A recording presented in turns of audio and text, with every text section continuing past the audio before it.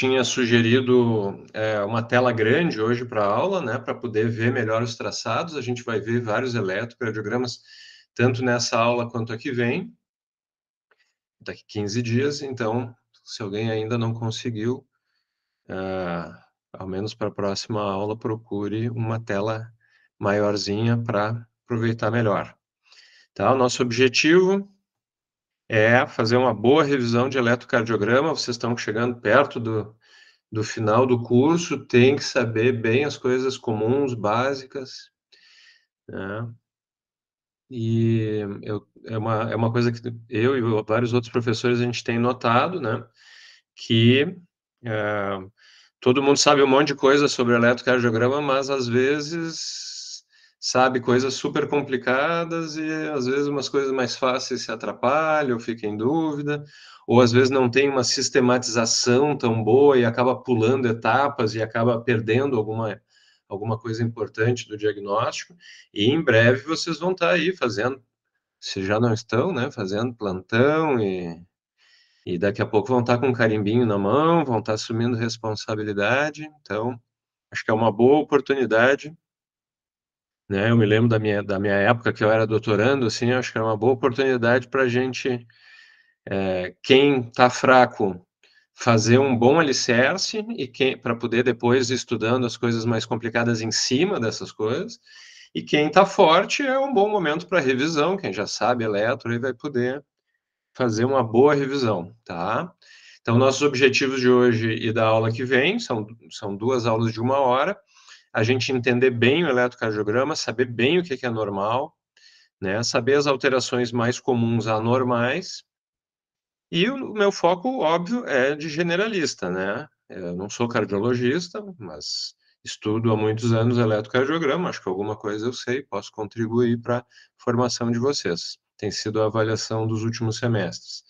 Tá? Então, eu foco, assim, o que vocês que estão se formando generalistas, né, em primeiro lugar, depois talvez vão fazer outras coisas, mas o que vocês, como generalistas, não podem deixar de saber sobre o eletrocardiograma. E, por último, eu vou dar sugestões de fazer um plano de estudo para quem quer depois, então, reforçar esse conhecimento e aprofundar esse conhecimento, tá? Porque, obviamente, uma aula só não é o suficiente, nem 2, nem 3, para a gente saber tudo de eletrocardiograma. Depois, quem for fazer cardiologia ou intensivismo, ou trabalhar anestesia, né? Talvez vai certamente aprofundar várias coisas do que nós vamos ver aqui. Então, já tem uns minutinhos aí para deixar os últimos atrasados a chegar. Então, vamos começar a gravar, né? Quase que eu me esqueço aí, vocês me lembram ainda das coisas? Deixa eu ver onde é que está aqui para gravar. Lembrando que a gente não vai gravar todas as aulas, tá? Estou abrindo uma exceção aí para essa semana. Tentem se organizar, vocês já têm os horários das próximas 2 aulas, né? Então se organizem aí para 1 horinha estar livre.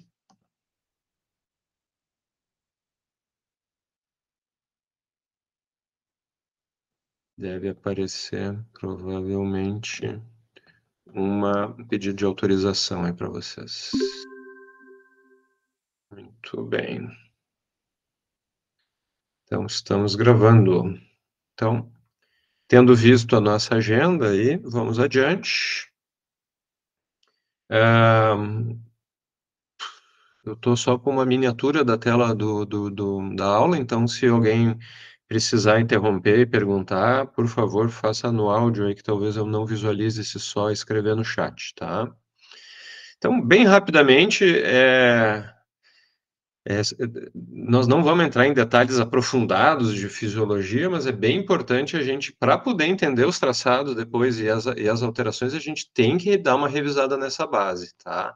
A gente tem que lembrar ali da anatomia do coração, né, um pouco, ao menos as coisas mais comuns, simples, o nodo sinusal, o nodo atrioventricular, que vocês estão vendo, nós vamos ver agora uma animação no próximo slide, depois, né, chegando nos ventrículos ali, os ramos, né, as fibras de Purkinje, e isso é bem importante da gente lembrar, né, de todo esse caminho que a eletricidade vai fazer no coração, porque é isso que o elétron vai captar e transformar num traçado. Então aqui, bem conhecido de vocês isso tudo, né, os vetores aí pelas setas, né. Vou tentar botar de novo aqui. Nó do sinusal dispara, a eletricidade caminha por dentro do átrio até o nó do átrio ventricular, depois passa para os ventrículos, onde tem mais massa, né, muscular aqui no ventrículo esquerdo, geralmente tu vai ter, então, a onda maior, e tudo isso aqui nós vamos ver parte por parte aí o que que é, né, todos vocês já sabem, né, que começa ali no nó do AV, a onda P, o tempo que vai do nó do AV, do nó do sinusal, desculpe, até o nó do AV, esse tempo de condução dentro do átrio é o intervalo PR, né? Depois ele passa para o ventrículo e vai despolarizar o ventrículo, que é o complexo QRS, e a repolarização do ventrículo é onda T. Todos vocês sabem isso aí, uma breve revisão, então, para a gente lembrar, onda P. Por que a gente não vê a repolarização atrial? Porque como tem menos músculo no átrio, ele está escondido aqui dentro do QRS, né? Então, só do ventrículo que a gente vai ver a repolarização aqui. Tá? Então, isso é bem importante de estar em mente agora quando a gente for ver os primeiros eletros e tentar descobrir as alterações. Se a gente não souber bem isso, todo o resto a gente vai se atrapalhar. O que o eletro faz, né, o exame, né, e é bem importante que vocês vejam um dia, se ainda não viram, né, ver um eletrocardiograma ser executado, né. Então, aqui tem uma foto que eu peguei da internet, né, tem que ver lá a enfermeira botando os eletrodos, a gente tem aqueles grampinhos aí dos membros, né, um em cada braço, outro em cada perna, e aquelas ventosinhas precordiais, então é importante para poder entender o exame, né, saber dessa parte técnica um pouquinho, ao menos. A gente vai ver que tem problemas aí no futuro se isso aqui não estiver bem feito, né, então toda a técnica do exame é muito importante. Então, daí que vão sair as derivações que vocês estão acostumados a ver aí durante os estágios, né, o D1, D2, ABL, ABR, ABF, tá, a partir dessas leituras, ligando e desligando diferentes eletrodos, tu vai ter, olhando a eletricidade de ângulos diferentes, de planos diferentes, né, e então as derivações, aquelas ventosinhas que ficam coladas no peito do paciente, a gente vai estar vendo as derivações precordiais nesse plano transversal. É bem importante entender que isso é um exame 3D, né? Ele não é um exame em 2 dimensões, mas em 3 dimensões, né? E as dos membros, a gente está vendo num plano, né, vertical, seria aí, né, o plano coronal, tá? E aí vai gerar esse exame aí, que já é o primeiro eletro para vocês treinarem. Eu falei que ia ser breve a revisão teórica. Vamos começar de cara com um caso aí. Então, quem está com tela grande aí, né, 60 anos, dispneia aos esforços e edema de membros inferiores. E aí foi pedido o eletrocardiograma. Peguei esse da internet, aí vocês estão vendo que tem umas coisas escritas em russo, né, parece. E aí, quem é que se arrisca aí a opinar? Que a gente olha aí, procura? Como é que faz? O que vocês já sabem? No áudio, por favor, no chat não está funcionando. Quem quiser abrir sua câmera, fique à vontade.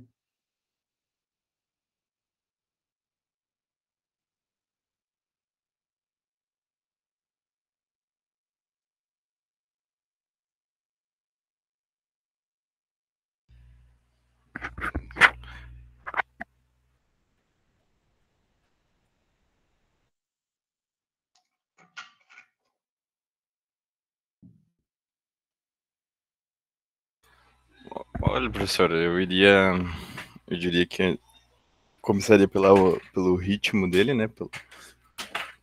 Sendo o ritmo sinusal, né? Tem onda P.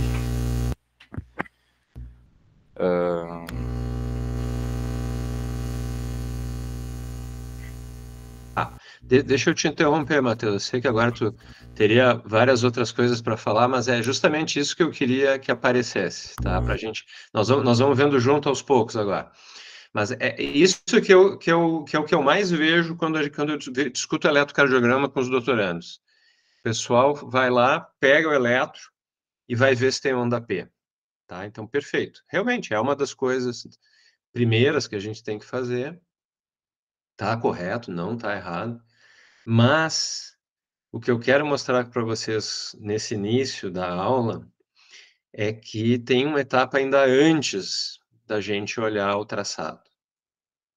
E eu vou botar dois casos bem claros de como isso é importante, porque se a gente pular a etapa e for direto para a onda P, que é o que todo mundo está fazendo, que eu vejo dos doutorandos, vocês vão deixar passar coisas. Então, tem dois elétrons agora que eu vou mostrar que vai passar coisas. O que a gente tem que fazer antes de olhar o traçado do elétron? Que é o que a gente faz em qualquer exame, na verdade. Pode ser um raio-x, pode ser uma mamografia. Confirmar os dados do paciente ali, questão de velocidade, voltagem.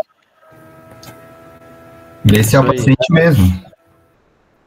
Isso, perfeito. Essas duas coisas são muito importantes. Olhar primeiro se é o paciente mesmo. Eu canso de pegar exame que a pessoa veio trazendo, achando até que é dela, às vezes, e é do marido, é de não sei quem. Às vezes pode ser trocado no próprio hospital, de um paciente por outro, né?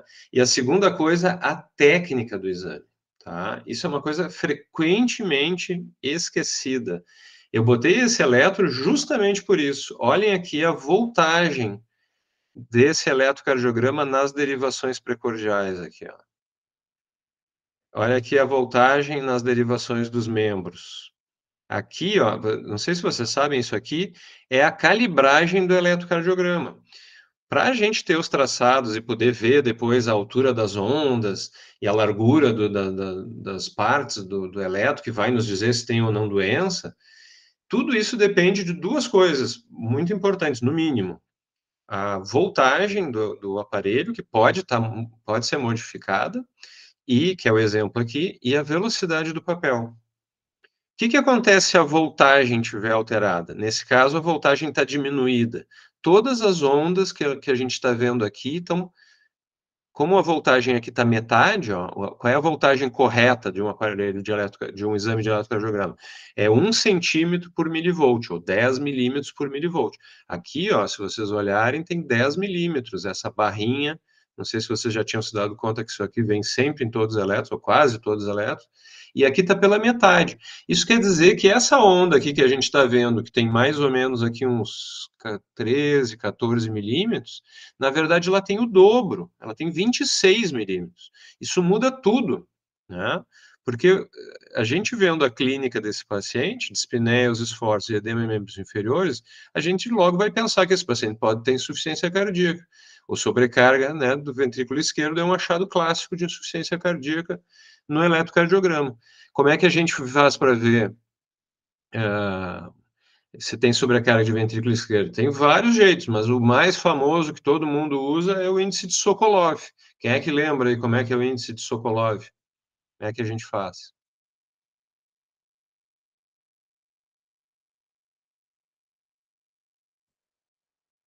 Sokolov-Lyon, né? Eu acho que é o nome mais correto.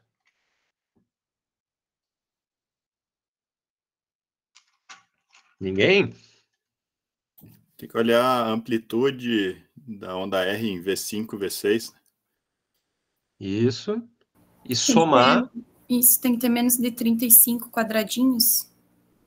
Isso, somado, né? Não só a onda R, né? A gente tem que pegar. A gente olha V5, primeiro a gente olha V5 e V6. Qual é a maior dos dois? É V5 aqui. Então é essa que nós vamos usar. Sempre pega a maior. Aqui a gente conta quantos milímetros tem. 5, 10. Passa um pouquinho a linha de base, está aqui, né? Então 12, digamos. 12. Vamos botar 12. Ou 13. E aí a gente vai somar isso com a maior onda S de V1 ou V2. Então, V5 e V6 nós estamos vendo lá o lado esquerdo do coração, né? E V1, V2 aqui o lado direito do coração. Então, como tem mais músculo no lado esquerdo, a onda é mais positiva sempre aqui. Depois nós vamos ver parte por parte. Não se assustem se vocês não estão... Se eu estou correndo, mas eu estou mostrando isso porque como muda a voltagem. Por enquanto, só se preocupem com a voltagem. Então, a gente soma essa com a maior onda S de V1 a V2. É em V2, aqui é maior, né? Claramente ela é maior do que a de V1. O que temos aqui? 5, 10, também os 12 e 13. Então, Aqui 12,13 mais 12,13 daria 24 a 26. Por esse critério, como a Michelle falou, tem que ser mais que 35, tu ia dizer que não tem sobrecarga de ventrículo esquerdo. Mas a gente viu que a voltagem está pela metade. Isso significa que essas ondas também estão pela metade desenhadas. E a gente tem que multiplicar isso por 2. Então, esse paciente tem mais de 40, né? Se fosse 24, considerando 12 cada onda, somou as duas 24, teria que multiplicar por 2, 48. Isso é uma brutal de uma sobrecarga de ventrículo esquerdo. Talvez até por isso que a máquina, às vezes, como o traçado ia acabar cruzando uma derivação em cima da outra, e aí a máquina, às vezes, automaticamente achata a voltagem para não acontecer isso, para o traçado não ficar cruzado um em cima do outro. E às vezes pode ser um erro manual também de quem fez o exame, calibrou errado a máquina. Então, voltando onde a gente estava, não se preocupem demais por enquanto com a sobrecarga de ventrículo esquerdo, que nós vamos revisar isso na segunda aula. Por enquanto, o que eu quero deixar bem claro para vocês é isso: não se apressem. Pegou o eletro, primeiro, olha quem é o paciente, qual é a história do paciente, qual é a hipótese que tu está pensando, por que foi pedido o eletrocardiograma? Nunca olhe um eletro sem contexto. Aliás, nunca olhe exame nenhum sem contexto, né? O exame ele é complementar à clínica. É só a partir da clínica e da suspeita diagnóstica que a gente deve usar os exames, tá? E aí a gente vai saber que a partir dessa clínica nós estamos procurando isso, e aí, antes de sair olhando o onda P, que é o que todo mundo se apressa por fazer, olha a voltagem, tá? Então aqui um exemplo claro de como isso iria nos confundir completamente. Então aqui é o papel do eletro, né, antes de ser riscado. Olha que cada centímetro deve ter 1 milivolt, idealmente, e se a velocidade do papel for a correta, que é 25 milímetros por segundo, cada milímetro vai ser 0,04 segundos. E cada quadradinho maior desses de 5, né, de largura, vai ser, então, meio milivolt e vai ser de largura 0,20 segundos, tá? Por que isso é importante? Porque a partir daí que nós vamos ver, será que o complexo QRS está largado ou não? A velocidade do papel vai mudar isso. Será que esse paciente tem ou não alteração da altura da onda? Nós vamos ver depois que a onda P, por exemplo, muito alta, pode ser um sinônimo de sobrecarga atrial. Então, se a voltagem está errada, eu vou fazer um falso diagnóstico, tá? Então, isso é bem óbvio, mas quase nenhum doutorando faz isso quando passa comigo no estágio. Aqui um outro exemplo de um outro problema técnico, que agora não é mais a voltagem. Olha ali, a voltagem está ali do lado e está certinho, ó, tem 1 centímetro cada, ou 10 milímetros cada uma das voltagens. E vocês viram que a gente tem que olhar em todas as derivações isso, não só no início. Porque como naquele exemplo lá, aqui as derivações estão na voltagem correta nas AV aqui, e está incorreto nas precordiais. Aqui o problema é outro, aqui é um problema de velocidade do papel, não está escrito aqui a velocidade, às vezes vem escrito, né, vou voltar lá mais um pouquinho, só para a gente lembrar, olha ali, ó, ali está escrita a velocidade, ó, 25 milímetros por segundo, tá? Então, comecem a prestar atenção nisso nos próximos elétrons que vocês pegam, se vocês já não fazem, e olha como está difícil aqui, ó, olha aqui, quando a velocidade do papel está muito rápida, vai parecer que está mais taquicárdico do que ele é mesmo, tá? Porque cada batimento, né, o papel, vocês já viram o exame, o papel vai correndo e vai riscando conforme os batimentos. Se o papel correr bem devagar, na verdade, aí vai ficar, né, mais apertadinho. Se o papel correr bem rápido, ele vai ficar mais abertão.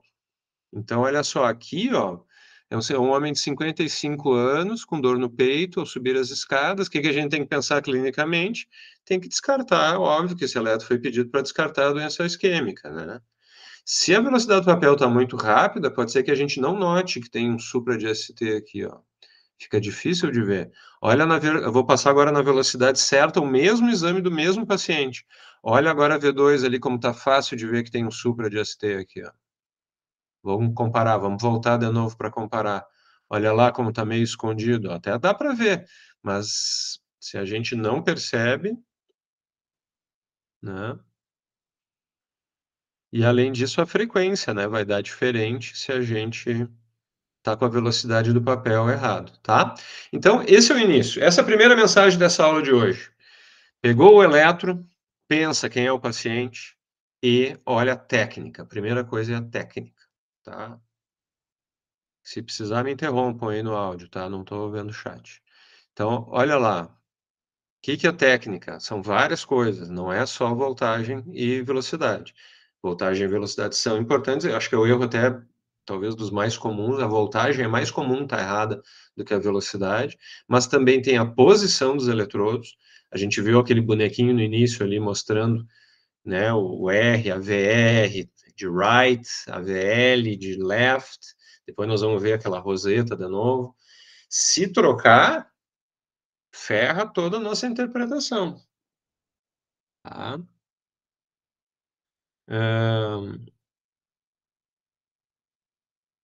Que mais? Se está legível, né? Isso é outra coisa. Eu vou mostrar uns exemplos também agora de outros tipos de erro para vocês. E se todas as derivações estão presentes também. Às vezes eu já vejo eletro que está faltando, está pela metade. Né?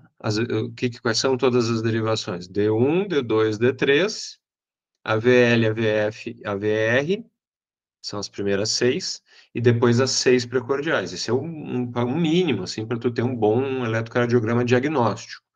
Tá? Óbvio que às vezes só monitoramento cardíaco, coisa tu pode ter diferente. E se tu ainda puder ter uma derivação longa, que tenha mais batimentos, melhor ainda, ajuda para ver algumas arritmias que não aparecem. E aí, ó, quem é que se arrisca a dar o diagnóstico aí, ó? Olha só aquele esse de baixo aí, ó. Não parece um flutter atrial esse de baixo aí?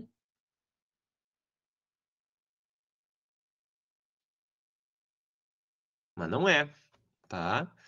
Se eu pegasse esse eletro aí, talvez eu achasse que era um flutter esse de baixo aí, né? O de cima não. Tá? Mas o de baixo parece um eletro. O de baixo, na verdade, é um paciente com Parkinson. Então, olha como é importante a gente ver o paciente, né? Quem é o paciente? Por que foi feito o exame? Tá? E o de cima é um artefato, provavelmente paciente não cooperativo, se mexeu, né? Tá todo rabiscado aí no meio, não é fibrilação ventricular isso aí não, isso aí é, olha como tava bonitinho antes e depois daquele trecho aqui, né? Esse trecho aqui que o paciente se mexeu, provavelmente. Às vezes uma sala muito fria, num dia muito frio aqui no sul, paciente com hipotermia, daqui a pouco o paciente está tremendo e interferir no exame. Né? Um paciente, sei lá, em delirium tremens, né? Um paciente com Parkinson, como está aí mostrando, né? Certo? Então, então nós vemos vários exemplos de como a técnica pode nos enganar e a gente ou não fazer diagnósticos ou fazer diagnósticos inapropriados a mais. Como é que então a gente faz para prevenir esses problemas? Seguir sempre a mesma ordem quando pegar um eletrocardiograma. Alguns de vocês vão ser cardiologistas, vão ver 50 eletros por dia numa UTI, na coisa. Vocês vão pegar o eletro, vão bater o olho, às vezes, quando é coisa comum, e já vão fazer instantaneamente o diagnóstico. Mas, para todos nós aqui que não somos esse profissional, a gente não deve fazer isso, tá? Isso tu vai deixar passar coisas.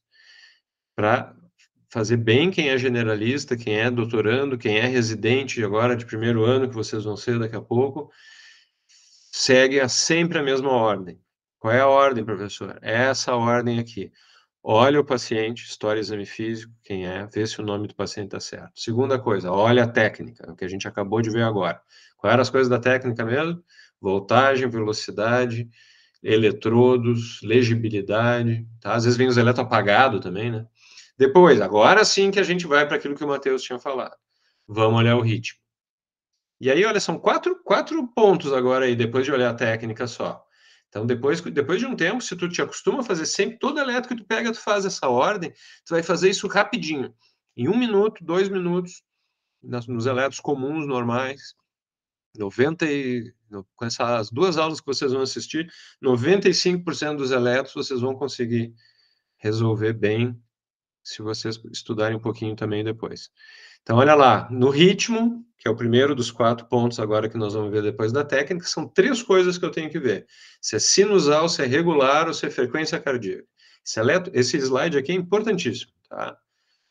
Depois, agora nós vamos ver um por um depois, tá? Como é que a gente vê se é sinusal, como é que a gente vê se é regular e como é que a gente vê a frequência. Depois de ver as 3 coisas do ritmo, o eixo, barbadinha, tu vai olhar 2 derivações ali, nós vamos revisar agora, tu vai saber se o eixo está normal, está desviado ou não.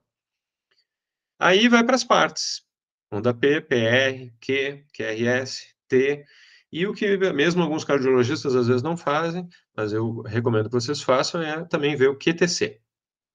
Tá? E por último, sempre que possível, muitas vezes a gente não faz isso também, mas se tiver um eletro antigo, pode ser útil muitas vezes comparar para ver se alguma alteração é nova ou se é uma alteração que o paciente já tinha muitos anos atrás. Isso pode mudar a nossa conduta também. Tá?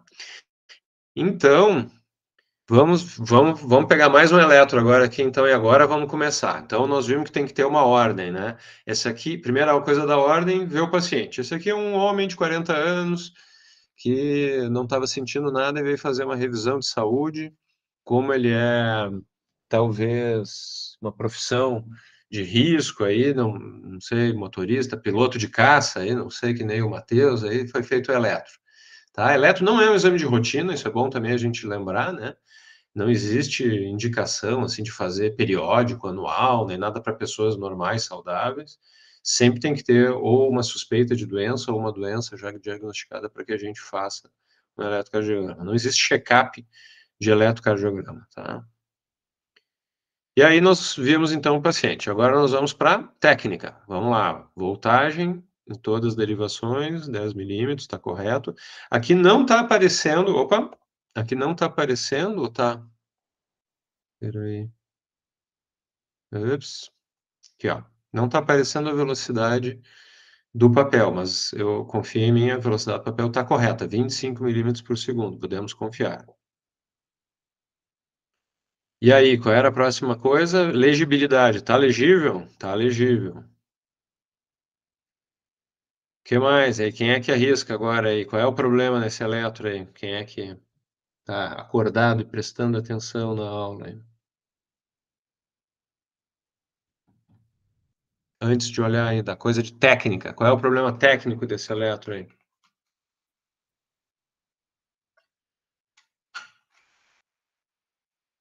Eu vou tentar chutar, prof. Chute? Mas não tem eletrodo trocado? É isso aí. Como é que tu suspeitou disso, Michel? Eu suspeitei olhando o D1, que tá ao contrário, e o AVR, que daí tinha que estar espelhado. No caso, ele está espelhado, mas está ao contrário, né? É. Isso aí. Então, aí são alguns dos critérios que a gente pode usar para ver que a enfermeira trocou os eletrodos aí, tá? Isso aqui ferra com todo o teu laudo, né? Tu vai achar que tem desvio de eixo, tu vai achar, às vezes, pode até ter inversão de onda T, isquemia, e não é nada disso. Às vezes é só o eletrodo que foi colocado errado.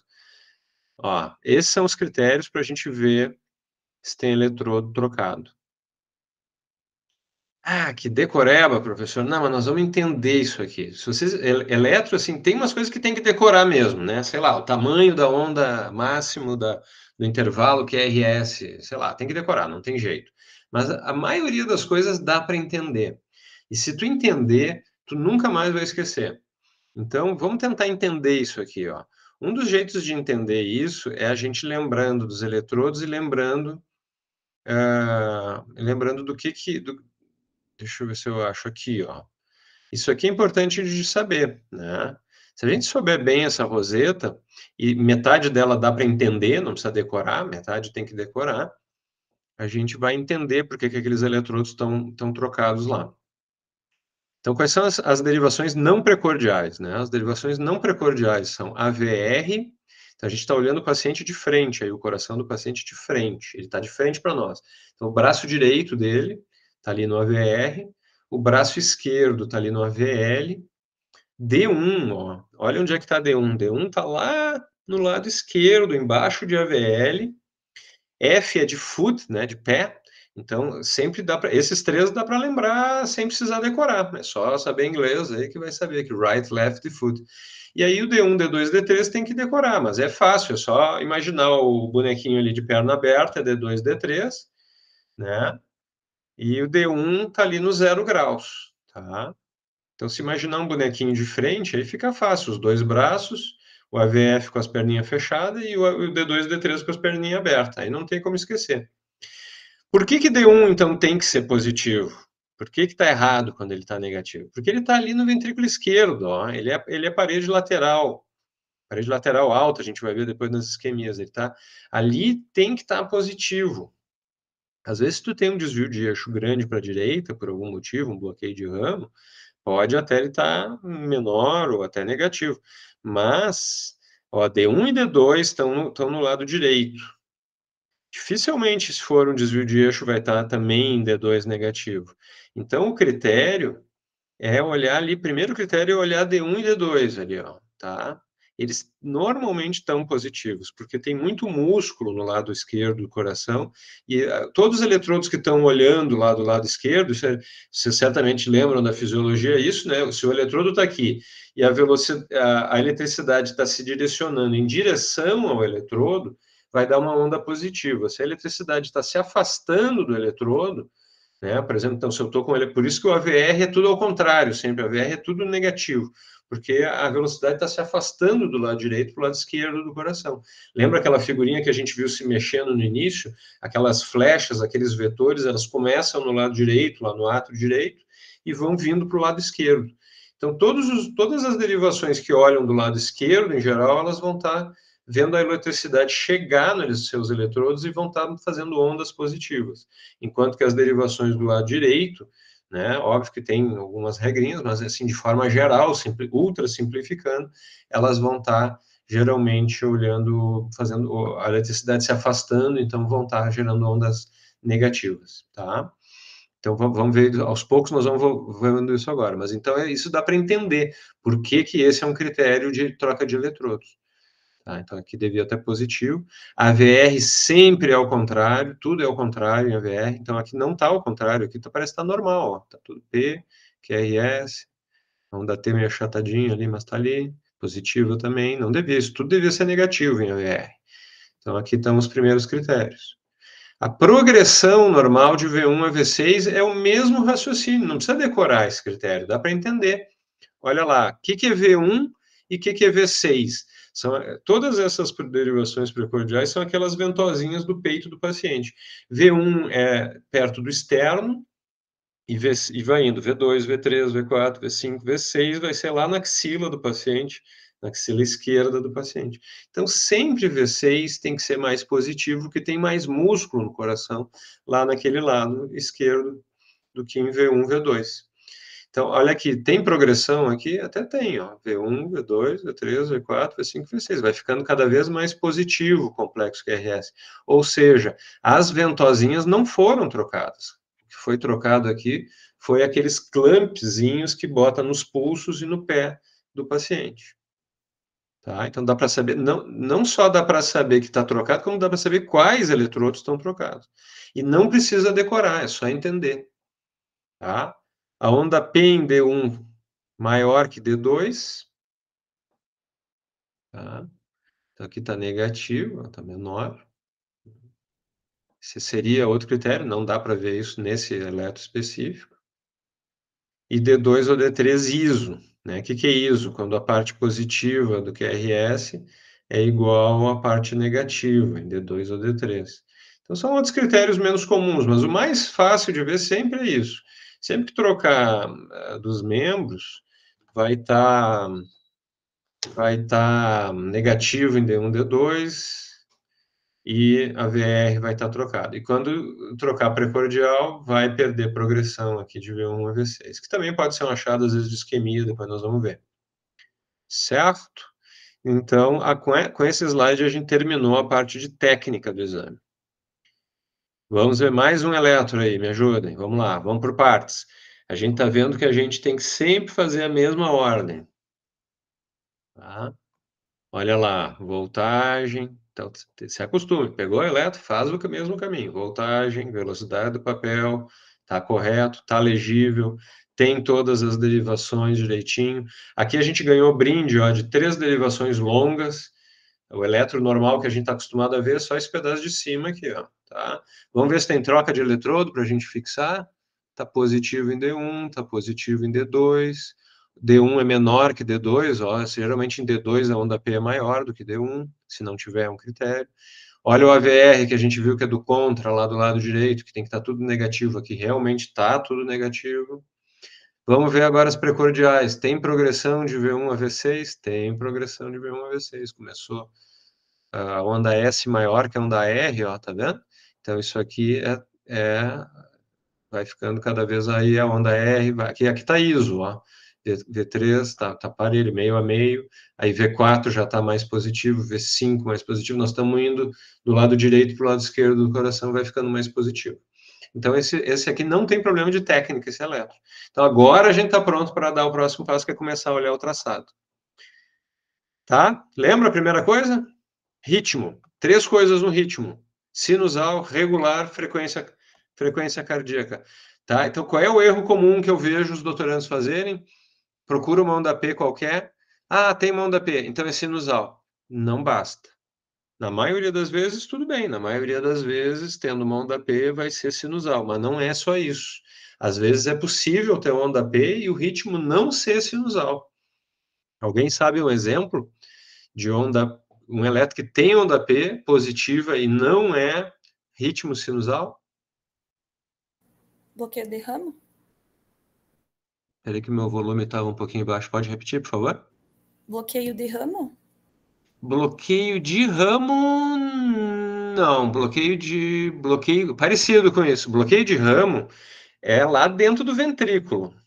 Lembra que a onda P é lá, vamos lembrar, a onda P, eu não cheguei a falar, mas a onda P é quando começa a eletricidade, lá o milagre do batimento cardíaco, que os fisiologistas acham que entende, né? Parece que tem alguma coisa a ver com sódio, cálcio nos canais lá, mas ninguém sabe, na verdade, por que bate, ele não sabe.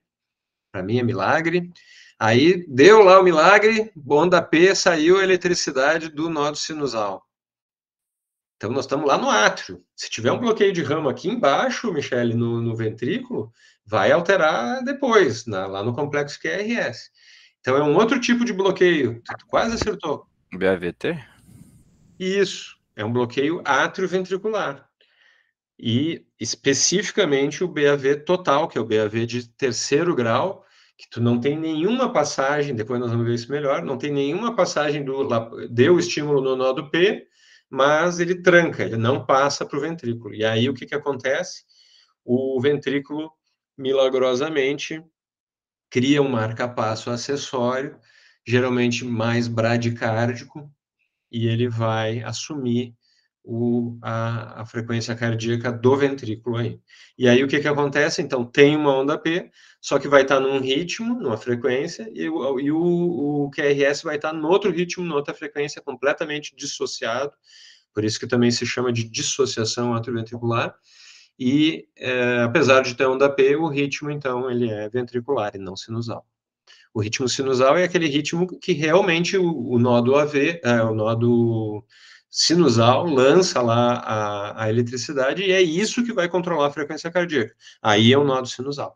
Então, para a gente dizer que tem isso, tem que ter uma onda P e, além disso, tem que ter uma onda P antes de cada QRS. Então, isso é uma coisa que eu vejo muito doutorando esquecendo de ver.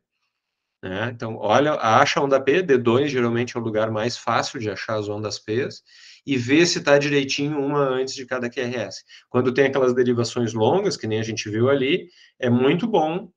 Pode pegar aqui, por exemplo, D2, aqui, ó, tá aqui, ó, D2 é o mais fácil, ó.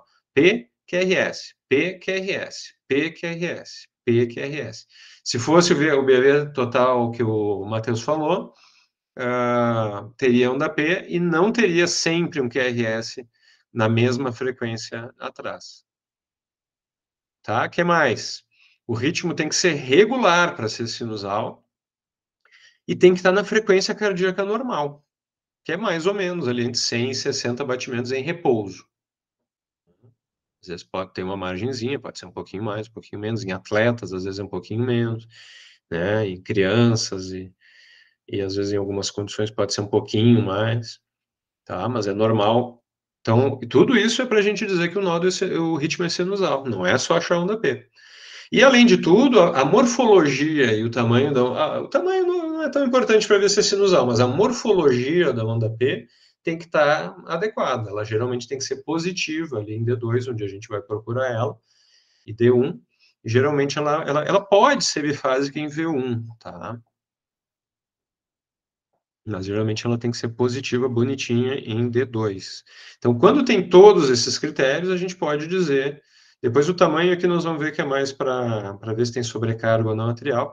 Mas se tem todos esses critérios aí, a gente pode dizer que é uma onda P normal e que o ritmo é sinusal, tá?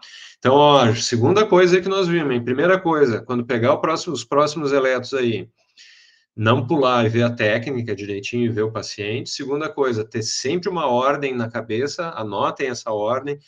Nunca olhem um eletro sem seguir a ordem, ao menos no início, até vocês estarem muito fortes em eletrocardiograma. E terceira coisa, não é só ter uma onda P para ser sinusal, tem que ter uma onda P com essas condições aí. Segunda coisa do ritmo, a gente viu que a primeira coisa é ritmo sinusal ou não, a segunda coisa é se o ritmo é regular ou não, aí é fácil, é só ver a distância entre os QRS, ele tem que ser sempre igual, né? Lembrando que às vezes em jovens pode ter aquela variaçãozinha fisiológica, quando inspira, ele dá uma leve aceleradinha, quando expira, às vezes pode dar uma desaceleradinha, isso é normal em crianças e jovens, tá? Então, isso não importa, se for bem discreto, né? Mas, em geral, a gente tem que ter a mesma distância. Dá para medir isso com uma régua, dá para contar no traçado do papel, ou pegar um papelzinho, assim, né? Você já deve ter visto isso, o pessoal faz um papelzinho, faz um risquinho em cima de cada QRS e depois vai mudando, encaixando nos outras derivações e vendo se se mantém. Se se mantém é porque o ritmo é regular. E a última coisa é a frequência, né? Aqui, então, a gente tem um ritmo sinusal, ó, uma onda P antes de cada QRS, ela é positiva, mas a gente tem que ver a frequência para saber se é sinusal. Vamos lá? Tem vários jeitos aí, né? Não sei qual que vocês preferem. Eu prefiro 300 dividido pelos quadradinhos de 5. Eu acho mais fácil, dá para fazer de cabeça. Não precisa decorar esse monte de número, mas eu sei que tem gente que gosta de decorar isso aqui, 300, 150, 100, 75, e aí onde bateu, ali no meio é a frequência. Eu acho que é coisa meio de desperdício de energia. Acho que tu tem que decorar um monte de número ali. Eu prefiro decorar um número só, 300 dividido por 5, né, pelos quadradinhos. O que a gente faz? A gente vai contar os números de quadradinhos de 5 que tem entre uma onda R e outra. Então, aqui 1, 2, 3, 4, quase 5, 4,5. Digamos que fosse 5, vamos arredondar aqui. 300 dividido por 5, 60. Então, esse aqui está um pouquinho mais do que 60, que foi um pouquinho menos do que 5 milímetros. Tem gente que gosta de também dividir 1.500 pelo número de milímetros. Quem é bom de matemática pode fazer de cabeça, tá? Cada um escolha, pode escolher o jeito, nenhum é melhor que o outro. O melhor é o que funcionar para ti, tá? Eu uso muito nessa aula o Malcolm, que é o livro que eu estudei bastante, um dos livros, acho que o principal livro que eu estudei é eletro. E ele é bem simples, é um livro bom para clínico geral e ele fala essas coisas aí. Se tu não é cardiologista, simplifica, tá? O importante é fazer bem feito. Então, vimos o nome do paciente, vimos a clínica, vimos a técnica, vimos as 3 coisas do ritmo e agora vamos adiante. O eixo. Se a gente viu que tem mais músculo no lado esquerdo do coração, o eixo elétrico tem que estar no lado esquerdo do coração. Onde é que a gente vai procurar o eixo? Olhando D1. Pode olhar toda, se quiser, mas assim, de forma rápida e simples, olhando D1 e olhando AVF, ou seja, 0 graus e 90 graus para baixo aqui. Tem que estar o eixo aqui. Como é que eu vejo isso? O complexo QRS tem que estar positivo em D1 e tem que estar positivo em AVF. Se ele estiver positivo nesses dois, significa que o eixo está aqui no meio entre os dois. Se ele estiver positivo em D1 e negativo em AVF, quer dizer que o eixo desviou para aquele lado lá. Desvio de eixo para a esquerda. O eixo está onde a onda positiva está. Se está positivo em AVF e negativo em D1, pá, eixo desviado para a direita. E aí a gente pode até olhar as outras depois para comparar, né? Tá? Vamos ver. Então aqui a gente é aquele mesmo eletro que a gente estava olhando antes, tá? A gente viu a técnica já está corretinha, a gente viu que esse ritmo é sinusal, né? Vamos ver a frequência aqui que a gente não viu desse, né? Quanto é que tá a frequência aí? Treinem aí vocês. 100. Vamos ver. 1, 2, 3. Se fosse 3, seria 100, um pouquinho menos. É, não, mas tá ali, porque aqui também não tá bem em cima da linha, né? Acho que é 100 mesmo, isso aí. E aí, agora, vamos ver o eixo? Como é que tá o eixo aí nesse elétrico? Olha D1, olha VF. Tá positivo nos dois? Tá positivo, mas a VF tá maior.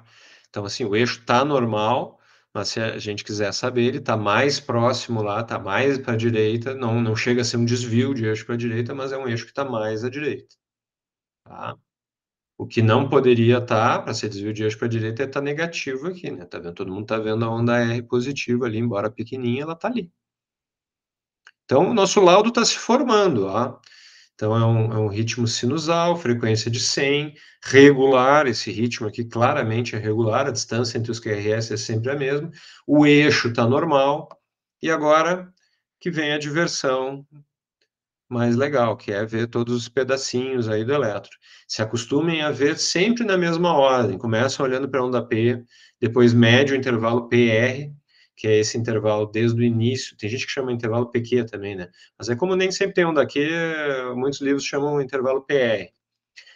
Então começa medindo do início da onda P até o início do complexo QRS, se tem onda Q antes da onda Q. Então aqui está bem claro como é que é o intervalo PR. Então olha lá, onda P, despolarização atrial. Intervalo PR, está correndo eletricidade dentro do átrio. Pá, chegou no nó do AV e foi para o ventrículo, despolarizou o ventrículo. Dá, como tem mais músculo, dá essa onda maior aqui no meio. Então aqui a gente vai ver várias coisas nesse complexo QRS aqui, depois nós vamos ver pedaço por pedaço.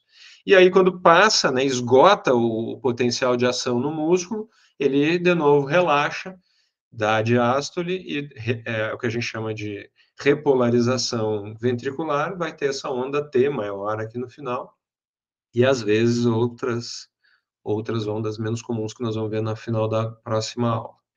Tá? Como é muita coisa, óbvio, nós não vamos ver tudo hoje, mas vamos começar ao menos o PPR aqui, nós vamos ver hoje e terminar. Tá? Então, olha lá, esse é o mesmo eletro de antes. Acha lá, D2 é o lugar mais fácil de achar onda P. Tem que estar menor que 2,5. Olha lá, onda P. Menor que 2,5 de altura e menor que... Geralmente, ela vai estar geralmente menor que 2,5 também, até 3 de duração. Muito raro ela estar mais prolongada que isso aí. E aí tem já primeiro detalhe, se tiver alterada, né? Aqui tem os exemplos, ó, normal, né? Olha lá em V1, ela pode ser plus minus, que é aquilo que a gente falou antes, tá? Nas derivações da direita, né? Em AVR ela vai ser sempre negativa, porque a AVR, lembra que é aquela derivação do contra, tá? Gravem que a AVR sempre é tudo ao contrário, mas em todas as outras ela vai estar aqui, ó, desse jeitinho. Se ela picular, ó, como é que é o jeito que eu decorei isso aí de brincadeira? Apiculou, ó, concentrou renda, é direita. Então aí se alargou, ó, distribuiu, é esquerda, ó. Então fica fácil de não confundir. Eu sempre confundia antes qual é o aumento atrial direito e atrial esquerdo. Aumento atrial direito, então ela fica mais apiculada, né? Ela enriquece e tá, é óbvio que é uma bobagem que eu estou falando, mas é só para memorizar, né? E alargou, às vezes é como quando ela larga, a gente vê os dois atos separados, então ela pode ter essa forma de corcova de camelo aqui. Então isso é sinal de que aqui a gente está vendo os dois átrios um em cima do outro, né? Por isso que parece com uma onda só, e aqui como é o aumento do átrio esquerdo, às vezes ele pode alargar, ele pode até separar e a gente ter duas ondas P ou essa onda P bifásica aí, tá? Outro critério é quando ela é lá no plus-minus de V1, essa parte negativa aqui vai ser maior do que 1 milímetro. Isso também é um critério para a gente dizer aumento de átrio esquerdo, tá? Então, por exemplo, o que dá aumento de átrio esquerdo aí? Quem é que lembra? Dá um exemplo aí. Qual é uma causa possível?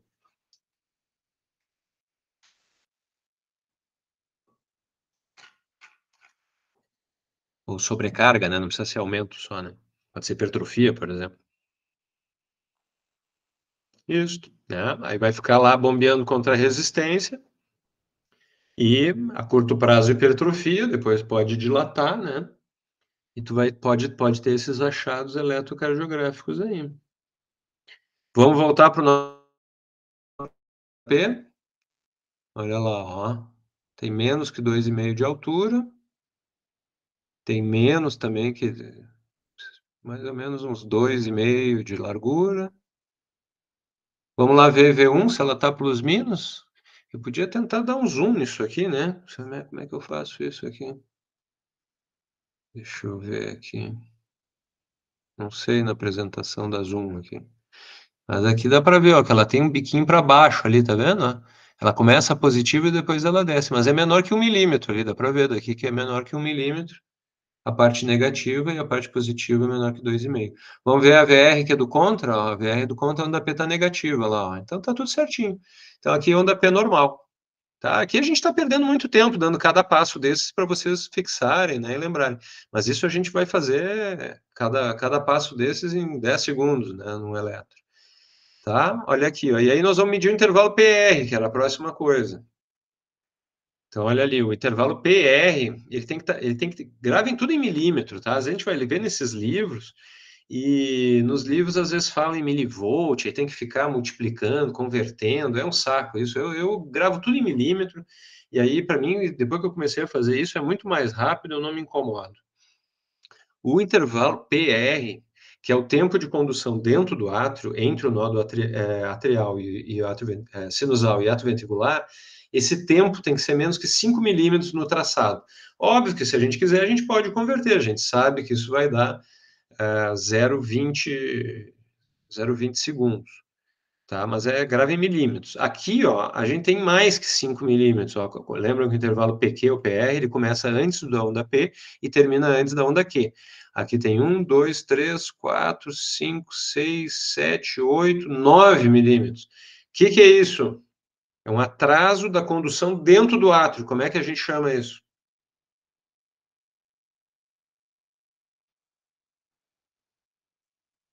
Isso, Gerônimo. BAV de primeiro grau. Isso é importante? Precisa dar remédio para o paciente? Precisa encaminhar ele para o cardiologista? Qual é a conduta? Nada. Nada. Se for só isso, nada. Agora, óbvio, né? Tem que olhar o conjunto da obra, né? Isso, mais outros bloqueios, isso, mais uma doença cardíaca importante, pode às vezes assumir outros significados. Mas, em geral, isso não é um achado importante, tá? Em criança, geralmente, ele é mais curtinho, o intervalo PR, e muitos idosos sem doença cardíaca têm esse PR mais longo, como um achado normal da idade. Então, isso que é importante, né? Quando a gente vai saber bem, fazer essas bases do eletrocardiograma, a gente tem que saber as variações de normalidade para a gente não achar que tudo é doença quando está um pouquinho alterado. Tá? E em cima aí, o que é isso aí, hein? Além da onda P colada, tem uma coisa estranha aqui nessa onda R, ela está meio barrigada. O que é isso aí, hein?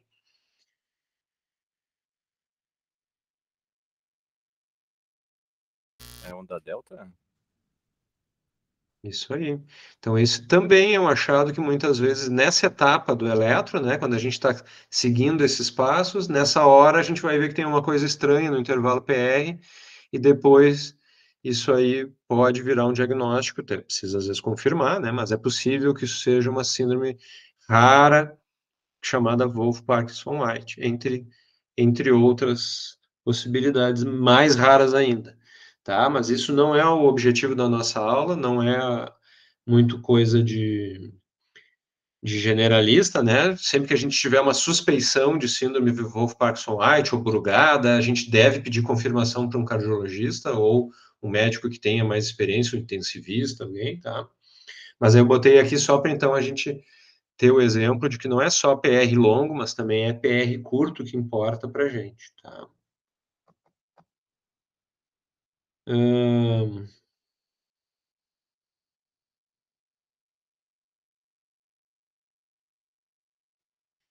Então, nós estamos fechando 1 hora de aula praticamente, e eu quero fazer um fechamento aqui para a gente fixar bem isso que a gente viu hoje, antes de vocês darem mais uma estudada e a gente vir para a próxima aula. Coisa mais importante quando a gente é doutorando é isso aqui: criar uma rotina de olhar o eletrocardiograma, seguindo sempre a mesma ordem. Tem que ser cri-cri, tem que ser chato nisso aí, tem que ser neurótico nisso aí, tá? No momento que vocês fizerem sempre isso, vocês vão começar a acertar e saber mais o diagnóstico. O que é o objetivo que todo doutorando tem que saber? Tem que pegar um eletro normal e dizer, eu tenho certeza que esse eletro está normal. Vocês têm que se formar, no mínimo, sabendo isso. E se vocês seguirem agora essas dicas dessas 2 aulas e seguirem sempre essa ordem, vocês vão saber os 5 problemas mais comuns de eletrocardiograma, que vocês vão matar 95% dos eletros de mundo real, assim, né, se vocês não forem especialistas, que são insuficiência cardíaca, isquemia, bloqueios AV, bloqueios de ramo e a arritmia as 2 arritmias mais comuns, que é fibrilação atrial e extrasístoles. Então, fazendo sempre essa ordem, nós já começamos a ver algumas coisas aqui de bloqueios, já vimos algumas coisas de insuficiência cardíaca, então, aos pouquinhos, até o final da próxima aula, vocês vão saber ver as alterações mais comuns dessas 5 coisas, e com essas 5 coisas bem estudadas depois da aula, vocês vão matar 95% dos eletros do mundo normal aí, de um plantão, do posto de saúde, do consultório particular de vocês, tá? E aí as coisas raras são raras, às vezes até para os cardiologistas é difícil, às vezes a gente vê lá os intensivistas quebrando a cabeça com 2, 3 possibilidades, às vezes porque realmente quando combina muitas alterações juntas, às vezes é difícil para qualquer um, a gente vai precisar, às vezes, até outros exames para poder ter certeza do diagnóstico. Mas vocês, nesse momento, têm que saber, eu tenho que ter certeza, esse eletro é anormal. Então, tudo isso que a gente viu hoje é para começar a vocês ter essa competência de chegar no fim da faculdade e ter 100% de certeza que sabem que aquele eletro é normal. E se não souberem que é normal, sabendo essas 5 coisas e sabendo essa teoria toda, esse alicerce, vocês certamente vão saber aonde é o problema. Vocês podem até não saber qual é o problema, vão pedir ajuda para um colega, vão pedir uma consultoria para o cardio, mas vocês vão saber, é um problema de ritmo, é um problema no átrio, isso aqui é um problema no ventrículo, isso aqui é uma coisa ligada com um bloqueio. Isso vocês pode até ficar em dúvida, às vezes, será que é esse bloqueio, aquele bloqueio? Mas vocês vão saber que é um bloqueio. Então, se vocês souberem isso nesse momento, tá ótimo, vocês vão saber muito mais que muito médico que está trabalhando aí. Tá? Então, não se afobem, eu sei que é meio chato, às vezes, a gente revisar todas essas coisas muito básicas, né? Espero que, mesmo para quem saiba, ao menos uma coisa ou outra tenha acrescentado, né? Cada vez que a gente estuda o mesmo assunto, a gente vai botando tijolinhos em cima, né? E no final da próxima aula, vocês vão estar prontos para ir começar a praticar, e é bom pegar muito caso clínico, né? E eu vou dar umas dicas depois de onde estudar, para vocês não se estressarem mais quando chegar um eletro, tá? Alguém quer, antes da gente encerrar, perguntar alguma coisa? Ficou alguma coisa que não ficou claro? Querem que a gente repita alguma coisa? Tem alguma coisa? Alguém sabe mais eletro que eu aí, quer acrescentar alguma coisa, talvez? Tudo certo, professor. Deixa eu parar o compartilhamento aqui, então.